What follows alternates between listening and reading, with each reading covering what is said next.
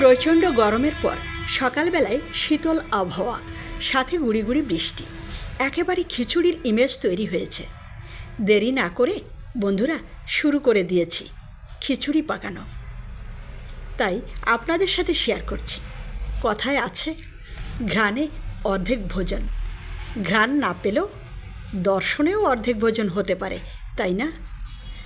না বন্ধুরা, এটা কিন্তু নিষ্ঠুর রসিকতা নয়। আপনাদের দাওয়াত দিয়ে খাওয়াতে না পারলেও রেসিপিটি দেখিয়ে দিচ্ছি, যাতে আপনারা সহজে তৈরি করে খেতে পারেন।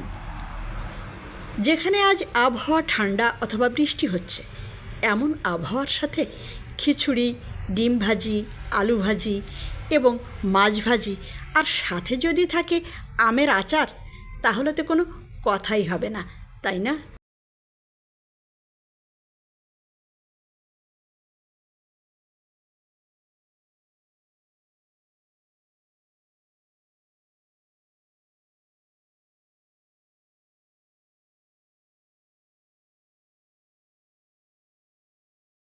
আশা করি বন্ধুরা আপনাদের ভালো লেগেছে।